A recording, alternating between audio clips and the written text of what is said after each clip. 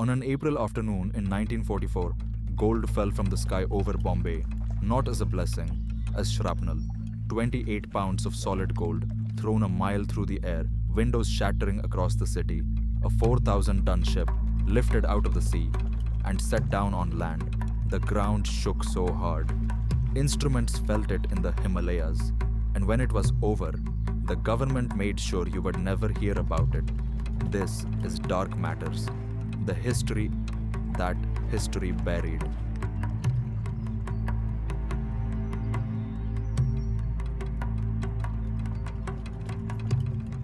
February 1944.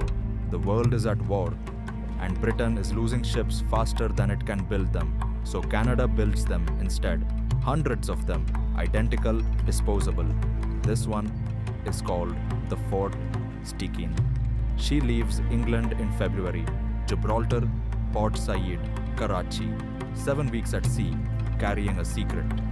In Karachi, they load her with cotton, thousands of bales of it. Ordinary cargo, harmless, except for what's already sitting below it. 1,400 tons of explosives, torpedoes, mines, artillery shells, and 31 crates of gold bullion, nearly £1 million sterling, sent to steady a wartime economy. Cotton, under high explosive. Anyone who worked a dock knew what cotton does. It smolders. It hides fire for hours. The ship was a bomb. With a fuse no one could see. April 12th, she arrives in Bombay, Victoria Dock, berth number 1. The rules were clear. A ship carrying explosives flies a red flag, so the harbor knows. The Fort Stikine flew nothing. Wartime secrecy. A red flag, they feared, was an invitation to saboteurs. So the dock workers unloading her, the crews on the ships beside her, the 70,000 people living in the lanes behind the dock. None of them knew what was sitting in that hold. April the 14th, midday. The docks are at a standstill, lunch hour. The heat lies on everything, like a blanket. On a ship berthed opposite, an officer notices something, a thin line of smoke rising from one of the Fort Stikine's ventilators. He watches it. Half a dozen other men see it too. And for a while, nobody moves. It's the smallest moment of the whole story, and the one that decides everything. When the alarm finally goes, they treat it like a routine dockside fire. 3 hoses into number 2 hold. It'll be out in minutes, they say. But the fire isn't in the open. It's buried deep inside the cotton, smoldering, spreading, protected by the very bales soaking up the water. And nobody fighting it has been told. What's stacked in the hold beside them? The Bombay Fire Brigade arrives in force. Crowds gather to watch. No evacuation, no clear dock. Why would there be? As far as anyone knows, it's just cotton.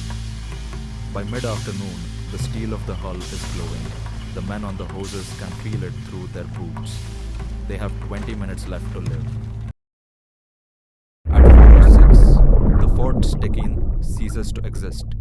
The blast picks up the ship berthed beside her, 4,000 tons of steel, and sets it down on dry land. A mile away, every window on the street explodes inward.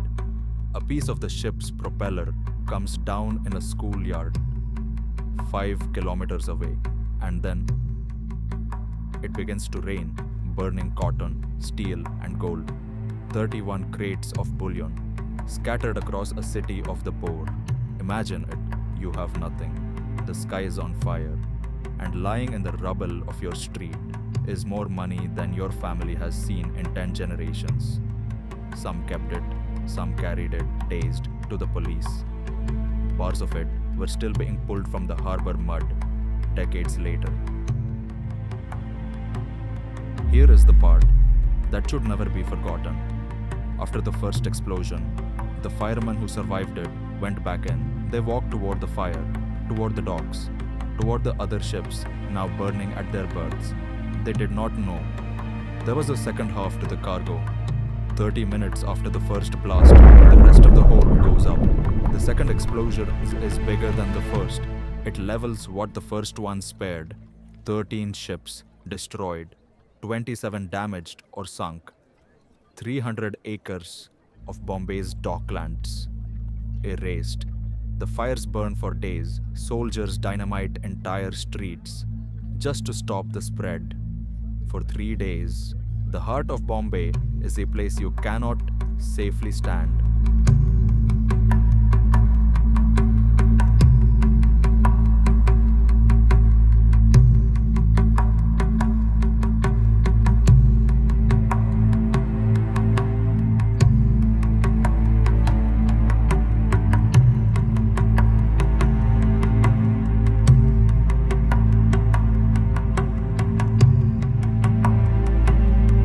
Then comes the counting, and the counting is where the burying begins. Officially, 740 people died that afternoon. 66 of them were officers and men of the Bombay Fire Brigade. 11 more from the salvage corps. They died holding hoses, aimed at a fire nobody told them the truth about, but walk past the official number into the lanes behind the docks.